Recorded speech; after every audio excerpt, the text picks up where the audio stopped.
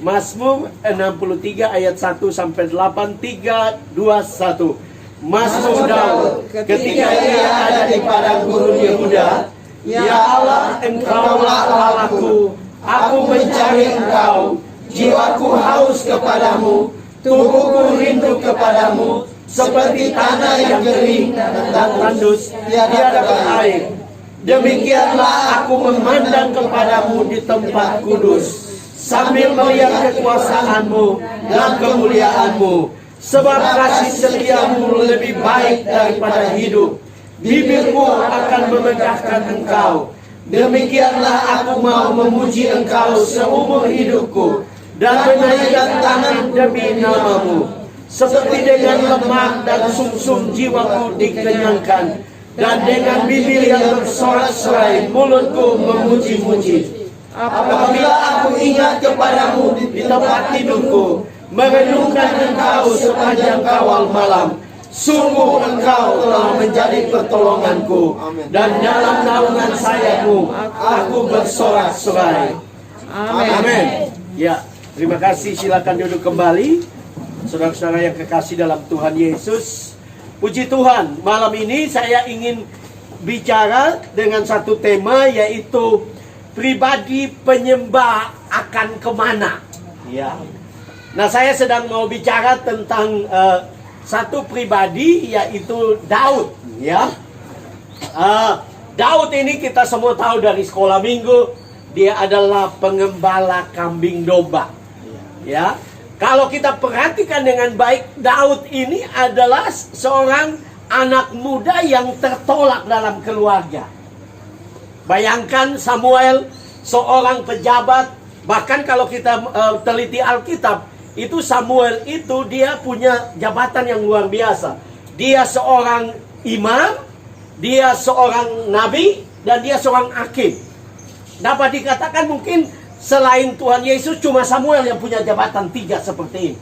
Imam, hakim, dan juga sekaligus nabi. Datang ke rumah mereka, datang ke rumah daripada Isai, yaitu papanya Daud, keluarganya Daud. Daud disuruh jaga kambing domba 1-2 ekor di padang. Ini artinya orang tua tidak anggap dia, ngana, lebih baik ngana di belakang saja, ya ngana di kabong saja, ngana bajaga kambing domba. Itu kan gambarannya.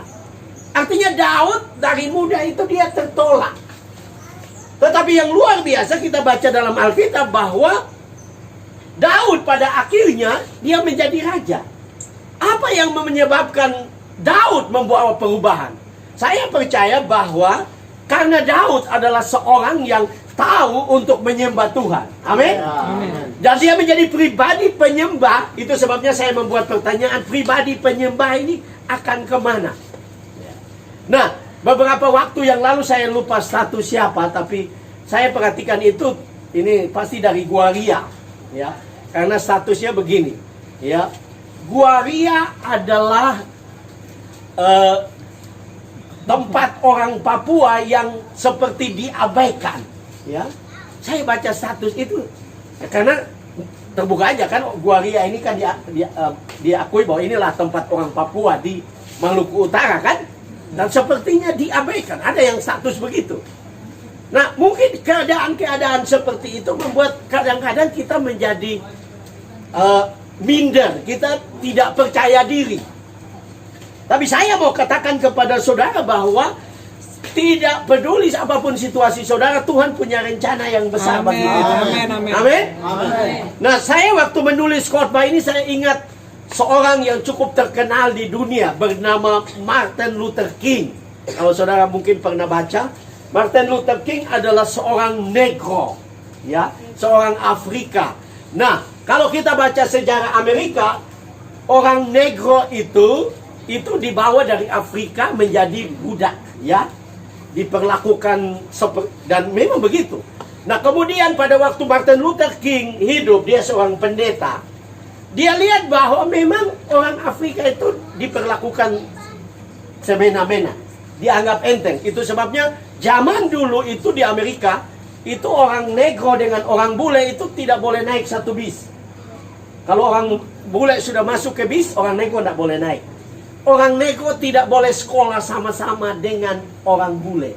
Orang kulit putih. Orang kulit putih maksud saya. Itu tidak boleh di Amerika. Nah, dalam situasi seperti itu, Martin Luther sebagai seorang negro, pendeta negro, dia mulai berjuang untuk apa yang disebut dengan persamaan hak. Ya, nah slogannya cukup terkenal yaitu I have a dream. Ya, saya punya mimpi.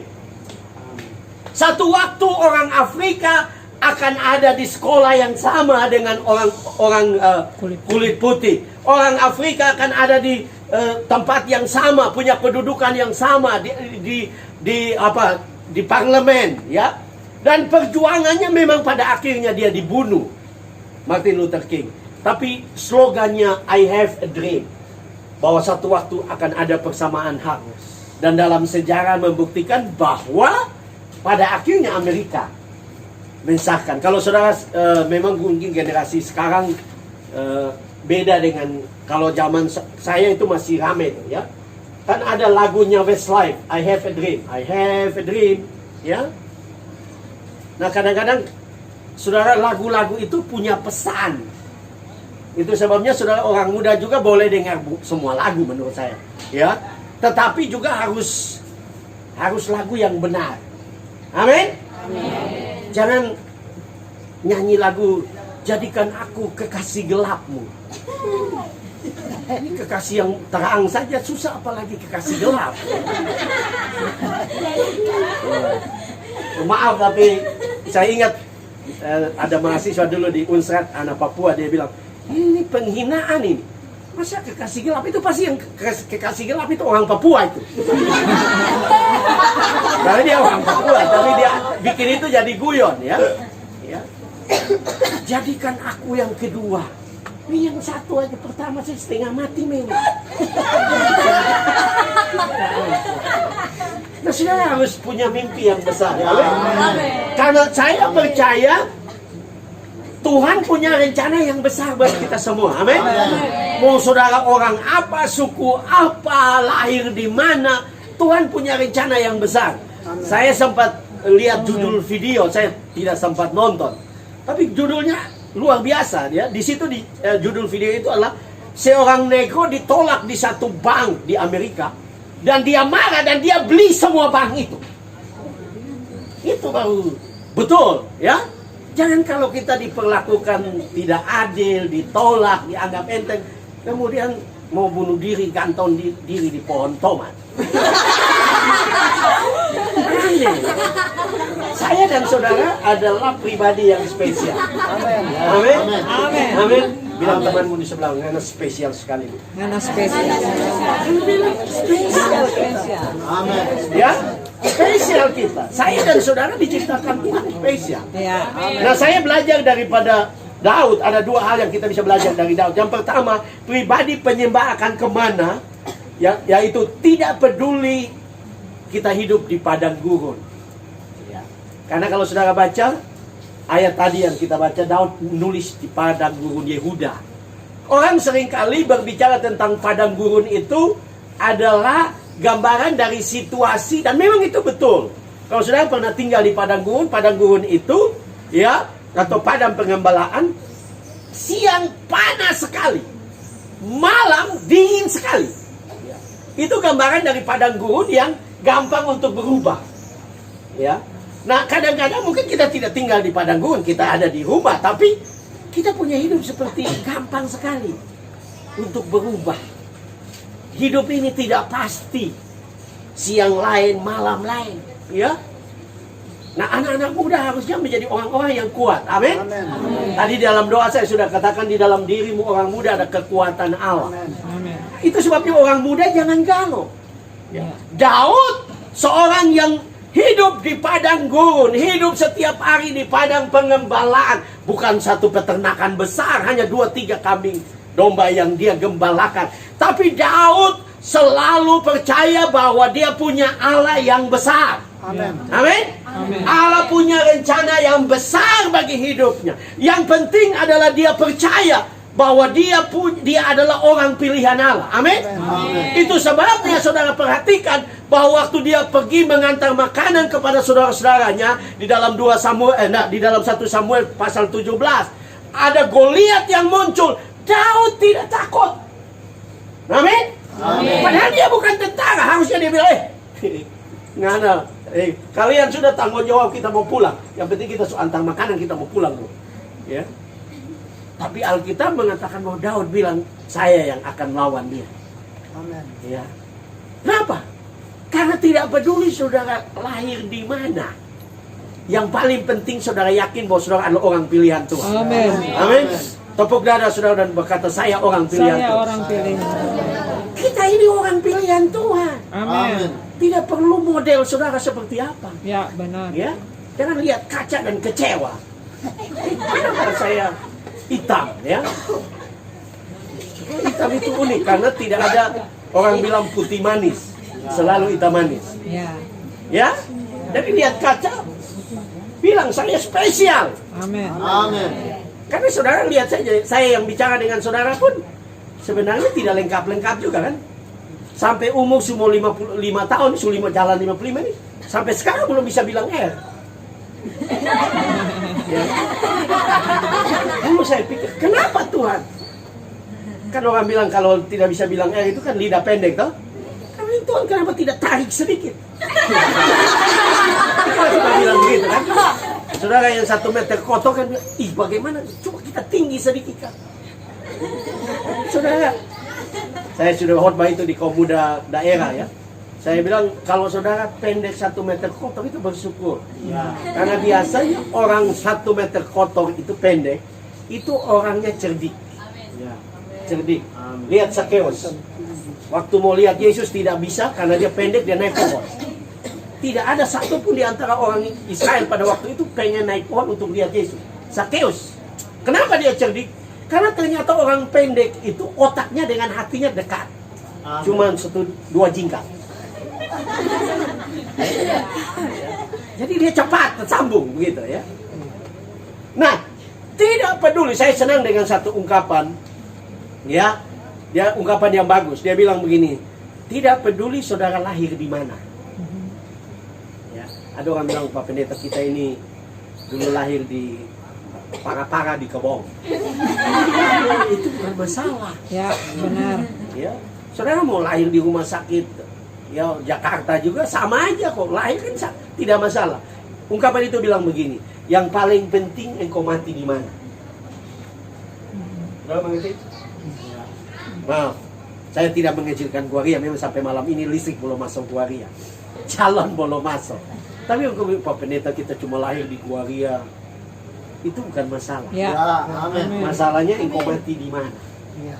Ya, maaf ya, bukan berarti mati di Guaria salah, bukan. Tapi engkau mesti buat sejarah. Amin. Karena itu saudara, tidak peduli keadaan kita seperti apa. Ya, Daud mengalami seperti itu, tapi dia tidak peduli karena dia tahu bahwa Allah punya rencana yang besar bagi kehidupannya. Amin. Amin.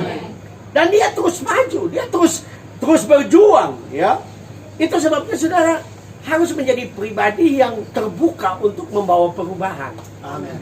Karena biar kita mau iman, bagaimana saudara mau bahasa roh berapa jam? Maaf ya, saya juga bahasa roh. Ya. Tapi kalau saudara tidak berani bertindak, ya sudah ada di padang gurun, tapi tetap di situ, saudara tidak akan lihat perubahan. Amin. Ya. Kenapa?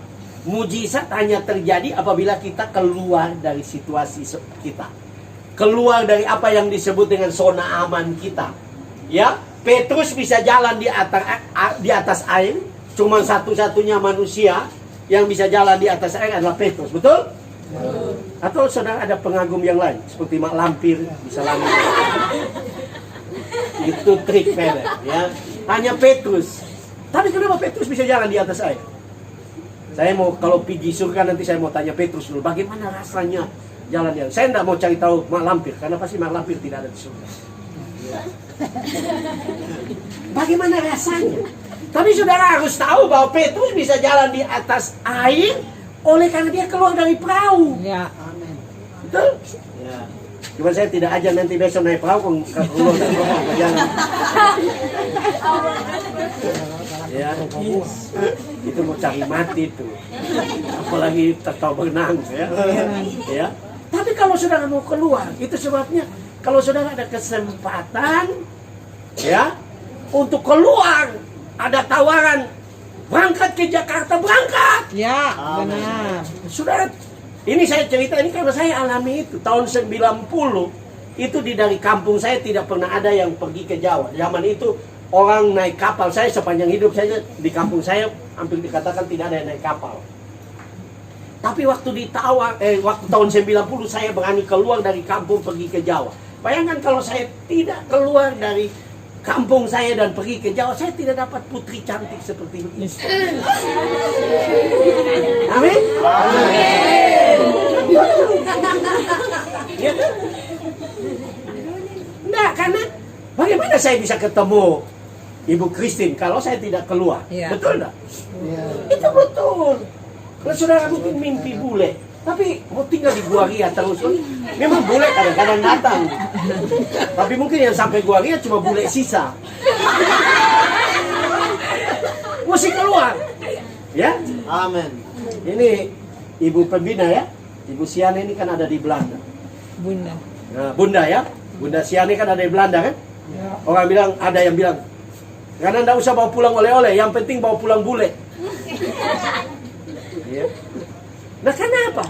Saudara tahu bahwa impian saudara itu dapat terjadi kalau saudara berani bertindak. Ya. Amin. Saya punya teman orang Ambon. Memang Ambon, tapi dia putih juga, sedikit putih dan cantik. Dia waktu kami kuliah itu di Malang, itu teman-teman ada yang Chinese. Oh, baku tanya, dia tidak mau. Jadi orang teman-teman yang dari Ambon baku tanya, mau bisi-bisi. Ya, memangnya Nana mau sama siapa? Nah, itu ada yang Cina-Cina semua. Kita mau bule. Betul, saudara. Karena di kampus ada bule tapi sudah berkeluarga semua. Dan tahukah saudara, dia kawin dengan bule. Sekarang dia tinggal di luar negeri. Saya punya teman kelas. Artinya saudara bisa punya mimpi tapi harus berani keluar. Amin. Keluar ini bukan lari ke tinggal rumah. Keluar ini untuk meraih masa depan. Amin. Sekolah, kuliah. Ya. Jangan takut gagal, jangan Ya. takut. Karena kalau engkau sungguh-sungguh dengan Tuhan, nah itu sebabnya saya bicara tentang pribadi penyembah. Kalau saudara seperti Daud, saudara ada dimanapun Tuhan akan bela saudara. Amin. Itu yang terjadi dengan Yusuf. Dia punya mimpi. Saudara bayangkan Yusuf mimpi. Itu mimpi kalau dia itu tinggal di istana anak raja, mimpi jadi raja boleh toh? Ini kan dia kan anak. Kalau zaman itu suku pengembara ya, suku nomaden namanya, itu suku dari yang berpindah-pindah kan, karena Abraham, Ishak, Yakub kan pindah-pindah kan? Kafilah kayak kafilah. Iya, kayak kafilah begitu. Nah, bagaimana punya mimpi mau jadi raja? Kerajaan tidak ada, betul tidak? Ya. Nah, mereka bukan ada kerajaan, dia kan cuma kelompok yang pindah-pindah. Mimpi jadi raja, 2 kali dapat mimpi jadi raja. Nah, Tuhan izinkan lewati, ya, dijual jadi budak, tapi dia tetap pasti jadi raja. Di rumah Potifar jadi pelayan, anak manja di rumah jadi pelayan, tapi dia tahu dia mau jadi raja. Difitnah masuk penjara, dia tetap tahu jadi raja. Dan pada akhirnya jadi raja, betul tak? Amin. Karena dia punya mimpi. Ya, jadi sekali lagi bukan masalah engkau lahir di mana. Ya. Yang paling penting adalah engkau akan mati di mana. Amin. Amin. Buktikan. Tunjukkan bahwa dengan Tuhan engkau melakukan hal-hal besar. Amin. Amin. Karena itu yang Tuhan mau dari kehidupan kita. Yang kedua, pribadi penyembah akan kemana? Saya menuliskan ini, akan pergi ke istana. Ya, jadi apa yang Daud lakukan? Kalau kita baca Alkitab, dia hanya di padang pengembalaan, kambing dombanya 1-2 ekor, tapi dia hanya memuji menyembah Tuhan. Ya, dia hidupnya memuji menyembah Tuhan. Setiap saat memuji menyembah Tuhan. Itu sebabnya Alkitab mengatakan waktu Samuel datang ke rumah Isai, ya, mencari orang untuk mengganti Saul, kakak-kakaknya dikatakan Allah menolak mereka. Kenapa? Karena Allah lihat hati. Amin. Amin. Saya mau tanya saudara, malam ini saudara masih ada hati? Ada. Atau tinggal pahit saja?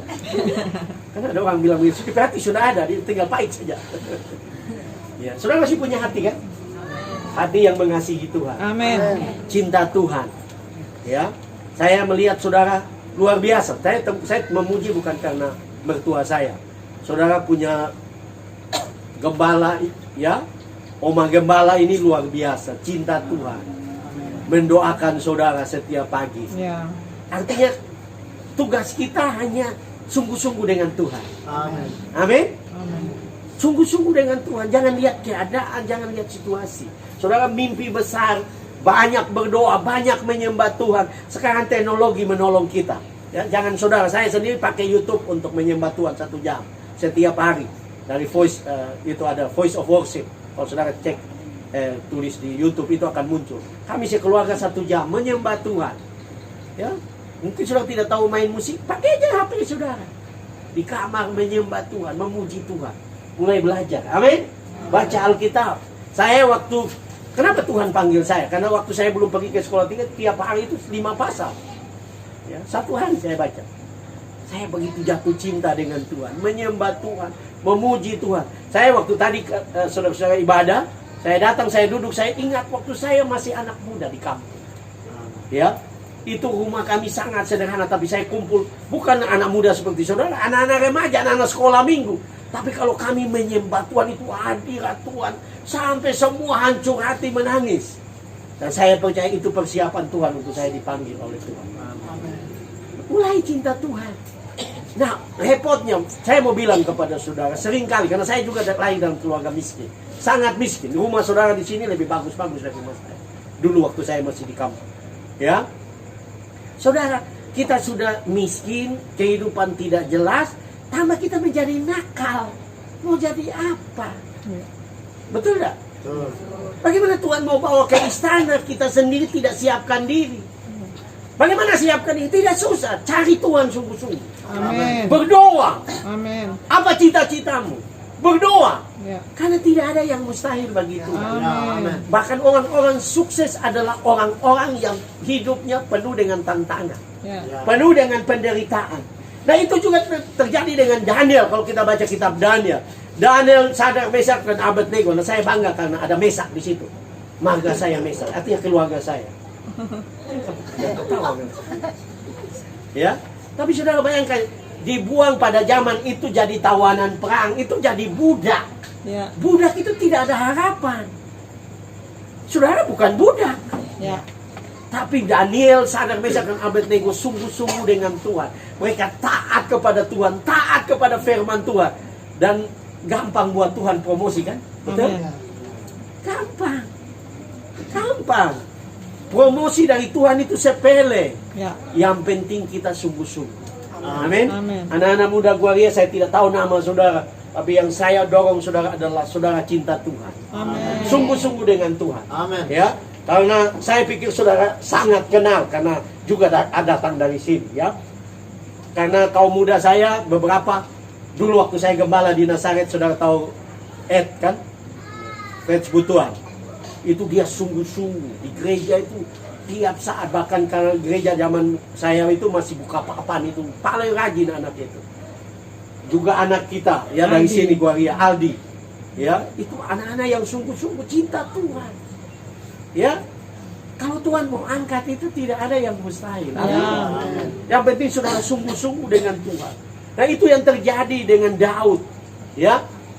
Tuhan bisa bawa dia dari padang pengembalaan pergi ke istana. Amin. Amin. Modalnya cuma apa? Suka menyembah Tuhan, suka mencari Tuhan, sungguh-sungguh dengan Tuhan. Menyembah Tuhan, kalau saudara baca Mazmur, dia ada doa pagi, doa siang, doa malam. Luar biasa. Dia cinta Tuhan. Dia yang menciptakan praise and worship. Itu yang disebut dengan kemah Daud itu. Yang saudara pakai praise and worship, Daud. Dia bukan pendeta, dia bukan imam, tapi dia cinta Tuhan. Dia sungguh-sungguh dengan Tuhan. Jadi saudara tidak perlu jadi pendeta baru menyembah Tuhan. Mulailah miliki gaya hidup menyembah Tuhan. Nah, saya percaya Tuhan akan mengangkat kita yang sungguh-sungguh. Amin. Amin. Karena tidak ada yang mustahil bagi Tuhan. Sekali lagi harus berani ya. Kalau ada pintu yang terbuka, masuk saja dengan iman. Zaman sekarang saudara pergi ke Jawa, nggak usah takut kok. Zaman saya itu kalau orang bilang pergi ke Jawa itu bahaya, banyak copet, banyak orang todong, banyak penipu. Saudara sekarang dunia sudah maju. Ya. Jadi orang tidak bisa berbuat seenaknya di kota besar, saudara. Karena akan jadi viral dan kemudian muncul di media sosial, itu langsung ditangkap. Jadi orang tidak seperti dulu lagi. Kalau dulu orang bilang naik bis kayak di Jakarta itu suka dapat copet, dapat todong. Sekarang nggak ada itu, ya. Karena dunia makin maju, amin. Ya. Jadi jangan takut untuk melangkah. Nah, saya akan mengakhiri dengan satu kisah yang saya pernah bagi di Facebook saya. Kalau sudah berteman dengan saya, Facebook saya nama yang sama. Kalau mau minta teman silakan, Franz John Mesa. Ya, saya membagi video tentang seorang anak. Ya, itu bukan kisah rohani. Ya, itu biasa video-video pendek di Facebook itu yang judulnya positif itu kalau tidak salah. Ya, selalu di akhir itu di video ditulis positif atau ditulis ya. Itu kisah tentang seorang bernama Freddy Figures. Nah, saudara tahu kisah hidupnya? Bagi saya luar biasa. Anak ini, ya, anak negro, ya, dan saudara tahu apa yang terjadi? Anak ini dibuang di tempat sampah. Jadi bayangkan, jadi dia dibuang di tempat sampah. Ada orang yang kasihan, jadi temukan dia di tempat sampah, bawa di panti asuhan. Nah, waktu dia ada di panti asuhan, ada suami istri yang sudah cukup tua, negro juga, suami istri. Mereka adopsi dia. Tapi ternyata keluarga ini juga keluarga sederhana. Tapi ini keluarga yang sungguh-sungguh cinta Tuhan. Mereka didik Freddy Figures ini. Didik dia sekolah, ajar dia sifat-sifat yang terbaik, dia sekolah. Dan tahukah saudara, anak ini anak yang spesial. Bayangkan orang tuanya buang di tempat sampah. Dia kreatif sekali, dia kerja keras. Jadi dia minta orang tuanya yang juga sederhana itu beli komputer. Beli begini ternyata komputernya rusak. Ya mungkin mereka ditipu ya. Jadi justru dia tidak menyerah, dia buka, dia bongkar. Akhirnya dia pintar untuk perbaiki komputer. Ya, singkat cerita dia mulai besar. Dia punya ada masalah adalah dia punya papa angkat ini, orang negro ini. Ternyata menderita penyakit pikun yang parah ya. Pikun yang parah. Jadi kadang-kadang dia keluar, sudah tahu jalan pulang, sudah tahu alamat. Jadi karena dia sayang nepe papa, dia ciptakan satu alat supaya bisa tahu. Jadi alat itu dikasih baterai, dikasih pemancar. Jadi alat itu bisa tahu kalau papanya di posisi di mana. Jadi kalau cari tidak susah kan? Jadi dia pasang di sepatu, baru dia. Tapi dari penemuan itu kemudian dia buat alat, ya. Akhirnya dibeli hak patennya. Dan tahukah saudara dibeli berapa oleh perusahaan ya teknologi di Amerika? Dibeli ya dia ciptakan, akhirnya dia menciptakan produk HP sendiri dan dibeli untuk hak patennya itu $60 juta Amerika. Bayangkan 60 juta dolar kalau Indonesia itu mungkin sekitar 9 ya hampir 9, mungkin 80 Triliun. ya miliar. Triliun. Oh triliun, ya. Coba bayangkan, ya dari anak yang dibuang di tempat sampah, saudara masih punya orang tua yang baik, punya orang tua yang mengasihi saudara. Yang perlu engkau lakukan, engkau hidup sungguh-sungguh dengan Tuhan. Amin. Percaya bahwa masa depanmu adalah masa depan yang gilang gemilang. Masa depanmu masa depan yang luar biasa. Buktikan kepada orang tua bahwa dengan cinta Tuhan, Tuhan angkat saya. Amin. Saya bicara ini karena saya mengalami itu. Saya mencintai Tuhan, Tuhan angkat saya. Tuhan bawa saya jadi pendeta, saya jadi dosen. Semua karena anugerah Tuhan. Ya, tapi dimulai dengan berani untuk melangkah. Cinta Tuhan sungguh-sungguh, berani untuk melangkah. Berani untuk bermimpi hal-hal besar dan percaya bahwa Tuhan adalah Tuhan yang besar. Amin. Kita punya Bapa di dunia mungkin terbatas, tidak bisa menolong, tidak bisa menyekolahkan. Tapi kita punya Bapa di surga yang paling baik, yang sangat mengasihi kita, yang sangat merancangkan yang terbaik bagi kita. Saudara tidak tahu, tapi Tuhan punya mimpi besar buat saudara. Amin. Kadang-kadang kita tidak bisa pikir, dia punya mimpi yang lebih besar. Dia hanya minta engkau mencintai dia, Ya. sungguh-sungguh dengan dia. Maka hidupmu akan menjadi hidup yang luar biasa.